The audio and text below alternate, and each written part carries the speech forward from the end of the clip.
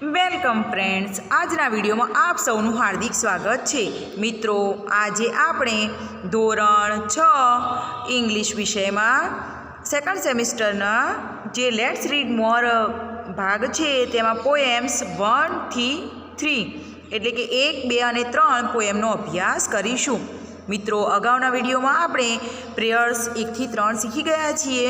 જો તમારે તેનો વિડીયો નિહાળવાનો બાકી હોય તો ડિસ્ક્રિપ્શન બોક્સમાં તેની લિંક મૂકેલી છે, જે તમે જોઈ લેશો. પોએમ 1, 2 અને 3 તેના આપણે પહેલાં સ્પેલિંગની સમજ મેળવી લઈએ. સૌથી પહેલાં પોએમ 1નો સ્પેલિંગ LITTLE, લિટલ એટલે નાનું. OUTSIDE, આઉટસાઇડ એટલે બહારની બાજુ. STRONG, સ્ટ્રોંગ એટલે મજબૂત. MAT, મેટ એટલે સાદડી, શેતરંજી, બેસવા માટેની સાદડી આવે ને મિત્રો, એની વાત છે. FLOOR, ફ્લોર એટલે ભોંયતળિયું. BRIGHT, બ્રાઇટ એટલે તેજસ્વી અથવા ચમકતું. WALL, વોલ એટલે દિવાલ, જેને આપણે ભીત પણ કહીએ છીએ, બરાબર ને મિત્રો. તો અહીંયા તમને પહેલી જે પોએમ છે માય હોમ, તેના સ્પેલિંગ આપણે જોયા. OWN, ઓન એટલે પોતાના, અંગત, નજીકના, એવો અહીંયા અર્થ થશે. તો આ જે ફર્સ્ટ પોએમ છે માય હોમ, માય હોમ એટલે મારું ઘર. તો અહીંયા મિત્રો તમને મારું ઘર, માય હોમ, તેની સાદી એવી સમજ આપેલી છે કવિએ. સાથે સાથે તમે શીખીને જ આવ્યા છો, પરંતુ તમને અહીંયા 1 થી 10 સુધીના શબ્દોની જે સંખ્યાસૂચક શબ્દો છે ઇંગ્લિશમાં એની પણ સમજ આપેલી છે. તો મિત્રો, આપણે પહેલાં પોએમ સમજી લઈએ. One nice little house stands here. Here એટલે અહીં, સ્ટેન્ડ એટલે ઊભું, હાઉસ એટલે ઘર, અને લિટલ એટલે નાનું, નાઇસ એટલે સુંદર, વન એટલે એક, બરાબર ને મિત્રો. એક નાનું ઘર અહીં ઊભું છે, અથવા અહીં મારું એક નાનું ઘર છે. Outside 2 tall trees near. અહીંયા તમને સંખ્યાસૂચક શબ્દો 1, 2, 3, 4, 5, 6 વગેરેની સમજ આપેલી છે. 2 ટોલ ટ્રીઝ, ટોલ એટલે ઊંચા, નિયર એટલે નજીક, આઉટસાઇડ એટલે બહારની બાજુ. બહારની બાજુએ જે ઘર છે એની બહારની બાજુએ 2 ઊંચા વૃક્ષો છે. 3 strong chairs are by the door. અહીંયા મિત્રો બાય ધ ડોર એટલે દરવાજાની નજીક. સ્ટ્રોંગ ચેર્સ એટલે મજબૂત ખુરશીઓ. અને કેટલી ખુરશીઓ છે? 3. 3 એટલે 3. 3 મજબૂત ખુરશીઓ દરવાજાની નજીકમાં છે. 4 green mats are on the floor. Floor એટલે ભોંયતળિયું, અને મેટ્સ એટલે સાદડીઓ. સાદડીઓ કેવી છે? ગ્રીન એટલે કે લીલા કલરની. અને કેટલી છે? 4. તો 4 લીલા કલરની સાદડીઓ ભોંયતળિયા પર, જમીન ઉપર, ઘરની અંદર પાથરેલી છે. 5 bright pictures are on the wall. 5 ચિત્રો, પિક્ચર્સ એટલે ચિત્રો અથવા ફોટા, દિવાલ ઉપર. ઓન ધ વોલ એટલે દિવાલ ઉપર. દિવાલ ઉપર 5 ચમકતા તેજસ્વી એવા ફોટા છે. 6 good people on it all. જેમાં 6 એટલે 6 ગુડ પીપલ એટલે સારા લોકો, સારા વ્યક્તિઓ. ઓન એટલે અંગત, પોતાના. ઇટ ઓલ એટલે તેમાં છે.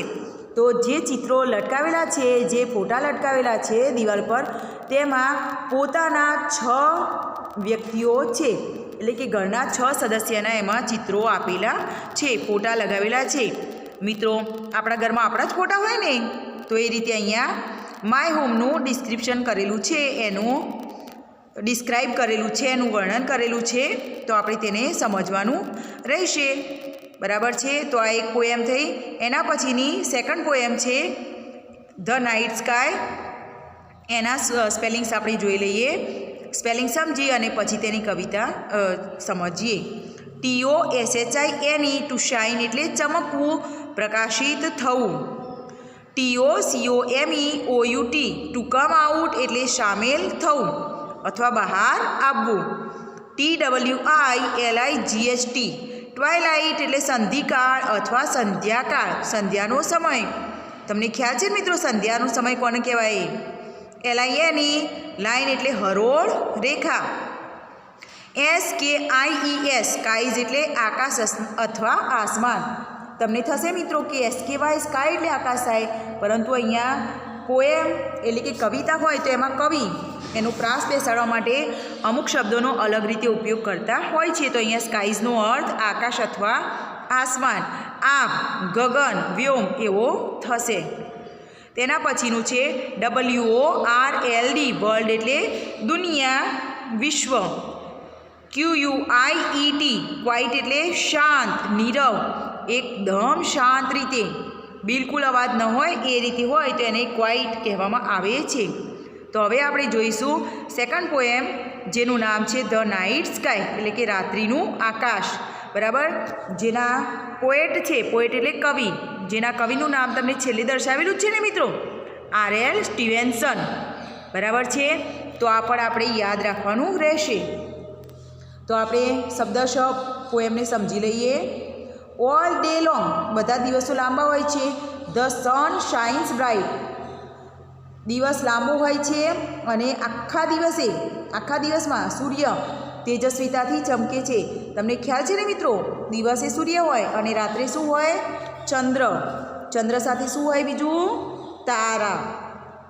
તો દિવસ દરમિયાન આખો દિવસ લાંબો હોય છે અને તેમાં સૂર્ય તેજસ્વીતાથી ચમકે છે. ધ મૂન એન્ડ સ્ટાર્સ તારા અને ચંદ્ર કમ આઉટ બાય નાઇટ રાત્રે બહાર નીકળે છે. એટલે જે આકાશમાં સૂર્ય ચમકતો હોય છે પણ તારા અને ચંદ્ર રાત્રે બહાર આવે છે. From twilight time they line the skies. Twilight time એટલે અહીંયા સંધ્યાકાળ, સંધિકાળ એટલે સંધ્યાકાળ. તમને ખબર છે ને મિત્રો, જે સવારનો સમય હોય એને ઉષા કહેવાય અને રાત્રિનો સમય છે જ્યારે દિવસ અને રાત્રિ બંનેનો સમય આમ ભેગો થતો એવું લાગે છે ત્યારે એને સંધ્યાકાળ કહીએ છીએ આપણે. તો સંધ્યાકાળ સમયથી તેઓ આકાશમાં એક રેખા કરે છે. They line the skies. બરાબર, સંધ્યાકાળથી તેઓ આકાશમાં એક રેખા ઉત્પન્ન કરે છે. એટલે કે આમ દિવસ છે ત્યારે સૂર્ય છે અને રાત્રે તારા અને ચંદ્ર દેખાય છે. And watch the world with quite eyes. અહીંયા મિત્રો શબ્દશ ભાષાંતર નહીં સમજીએ, પરંતુ આપણે એવું સમજી લઈશું કવિના અર્થમાં. જે કવિતાના અર્થમાં જોઈએ તો તેમની એકદમ નીરવ શાંત આંખે, તેમની આંખે આ શાંત નજારો તેઓ દુનિયાને જોઈ રહે છે. તો સમજ પડી ને મિત્રો કે બધા દિવસો લાંબા હોય છે, એ દિવસે સૂર્ય તેજસ્વીતાથી ચમકે છે અને રાત્રે તારા અને ચંદ્ર બહાર આવે છે. સંધ્યાકાળ દરમિયાન તેઓ આકાશમાં એક રેખા બનાવે છે અને ત્યાંથી આખી દુનિયાને પોતાની શાંત નજરે જોઈ રહે છે. તો ત્યાર પછીની હવે આપણે ત્રીજી પોએમ, જેનું નામ છે the mango tree. Mango tree એટલે શું થાય ખબર છે ને? કેરીનું ઝાડ એટલે કે આંબો. તો તેના સ્પેલિંગો જોઈશું આપણે. પહેલાં સ્પેલિંગ સમજી લઈએ, પછી એ કવિતાની માહિતી લઈએ. BESIDE, બી સાઈડ એટલે ની પાસે અથવા ની બાજુમાં. જો નીની આગળ તમે કોઈ પણ શબ્દ મૂકો એની બી સાઈડ અર્થ થાય. બરાબર, બી સાઈડ માય હાઉસ તો મારા ઘરની પાસે, મારા ઘરની બાજુમાં, એ રીતે. THICK થીક એટલે ગાઢ, ગીચ. TOLOOKUP ટુ લુકઅપ એટલે ઉપર જોવું. SHIELD શિલ્ડ એટલે ઢાલ. HEAT હીટ એટલે ગરમી. BENEATH બીનીથ એટલે નીચે, હેઠળ. GREAT ગ્રેટ એટલે મહાન અથવા મોટું. તો અહીંયા આપણે શબ્દોની સમજ મેળવી. હવે કવિતાની સમજ મેળવીએ. કવિતાનું નામ છે ધ મેંગો ટ્રી અને એના કવિનું નામ છે મેરી ડોબ્સન. જે આપણે કવિતા સમજતા અંતે આવશે એ જોઈશું. યાદ રાખવાનું મિત્રો, ધ નાઇટ સ્કાયના પોએટ છે R.L. સ્ટીવન્સન અને ધ મેંગો ટ્રીના પોએટ છે મેરી ડોબ્સન, જ્યારે માય હોમના પોએટ આપણને આપેલા નથી. ધ મેંગો ટ્રી બિસાઇડ અવર વેલ. વેલ એટલે કૂવો અને મેંગો ટ્રી એટલે આંબો. બી સાઈડ એટલે બાજુમાં. અમારા કૂવાની બાજુમાં જ મેંગો ટ્રી એટલે આંબો છે. Is great and thick and high. કેવો છે આંબો? કેરીનું ઝાડ જે આંબો છે તે કેવો છે? મોટો, ગાઢ, ગીચ અને ઊંચો છે. બરાબર, અમારી કૂવાની બાજુમાં આવેલો આંબો મોટો ઊંચો અને ગાઢ ગીચ છે. When I stand under and look up. When એટલે જ્યારે, અહીંયા કન્જક્શન તરીકે વપરાયું છે વેન. વેન એટલે જ્યારે આઈ સ્ટેન્ડ હું ઊભો રહું છું, અંડર એન્ડ લુક અપ તેની નીચે ઊભો રહું છું, આંબાની નીચે, અને ઊંચે જોઉં છું. I can not see the sky. આપણે અગાઉના પાઠમાં કેનના ઉપયોગ શીખી ગયેલા છે ને મિત્રો, કે કેન નોટ એટલે કરી શકતા નથી. શું નથી કરી શકતા? સી એટલે જોઈ શકતા નથી. શું નથી જોઈ શકતા? The sky. સ્કાય એટલે આકાશ. હું જ્યારે તેની નીચે ઊભો રહું છું અને ઊંચે જોઉં છું તો આકાશ જોઈ શકતો નથી. એટલે કે એટલો બધો ગીચ છે કે ઊંચે આકાશ પણ દેખાતું નથી. બરાબર ને મિત્રો? અહીંયા તમે જોઈ શકો છો જે લેખક છે, પોએટ છે, પોએટનું નામ આપેલું છે Mary Dobson. It shields me from the sun and heat. અહીંયા શિલ્ડ એટલે ઢાલ પણ થાય અને ક્રિયાપદના અર્થમાં હોય તો તે મારું રક્ષણ કરે છે. શેનાથી રક્ષણ કરે છે? સન એન્ડ હીટ. હીટ એટલે ગરમી અને સન એટલે સૂર્ય. તે મારું સૂર્ય અને તેની ગરમીથી રક્ષણ કરે છે. મારા ઉપર તે ઢાલ બને છે. And I can sing or play. આખું વાક્ય જોઈશું મિત્રો. આખા વાક્યમાં and I can sing or play, અને હું ગાય કે રમી શકું છું.